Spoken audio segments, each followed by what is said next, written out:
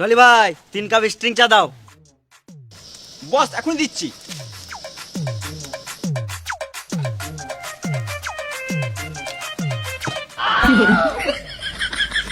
এনে যান।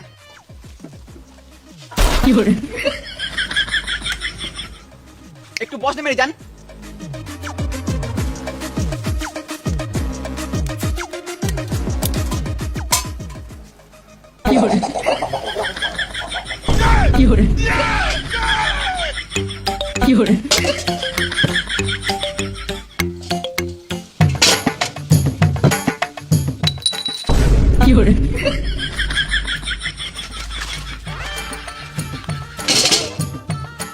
ডলি ভাই তোমার হেডফোনটা কই? গানে বল দিয়েছি।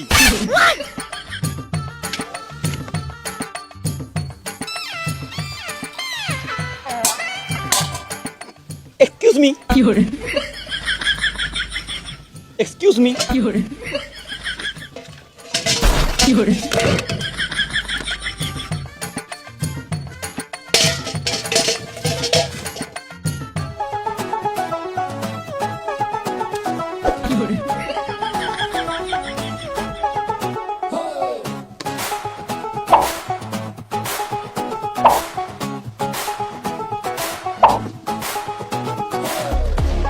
কেলে না না আমি সিগারেট খাই না।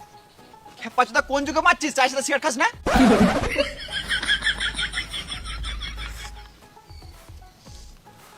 ডলি ভাই চাটা কিন্তু সুপার করেছো, পুরো গাঁড় ফাটা।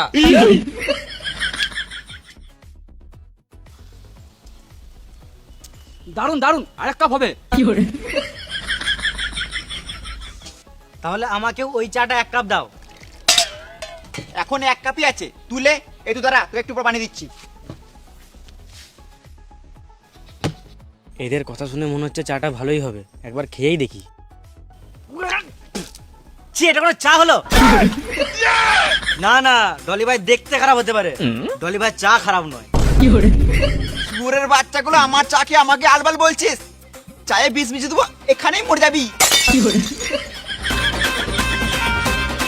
তোমরা কোন স্কুলে পড়ো? স্কুলটা আবার কি? আরে খেপা যেটা আমরা যেখানে মেয়ে দেখতে যাই। ও স্কুল বলবে তবে তো বুঝবো, স্কুলে পড়াশোনা বললে আমরা বাল বুঝবো। স্কুল কিন্তু পড়াশোনা করার জায়গা, মেয়ে দেখার জায়গা নয়। হ্যাঁ হ্যাঁ, খেচুড়ি স্কুলে যখন ছিলাম তখনই পড়াশোনা করেছি, খাওয়া হতো আর খেলা হতো। তাহলে পড়তে কখন? এটাই তো অসুবিধা, পড়তে গেলে স্কুলে এক জায়গাতে বসতে হবে, আর আমাদের গাঁট তো এক জায়গাতে বসে না, ওই জন্য আমরা এদিকে ওদিকে ঘুরে বেড়াই। কি হবে এত জ্ঞান দিছিস? আমি আবার কে, আমি এমনি বললাম। তাহলে তোমাকে বেশি গাঁড় পাকাও মারতে হবে না।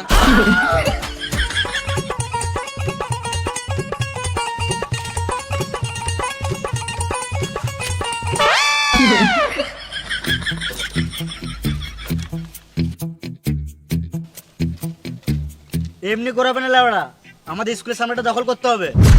বাইক রেস করে বালেও কিছু হলো না, আমাদের কথাতেই জোর রাখতে হবে। যাদের কথার জোর বেশি তারাই এখনকার রাজা।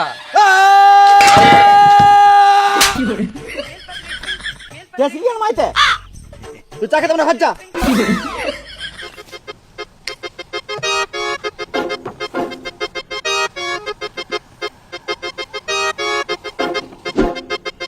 কি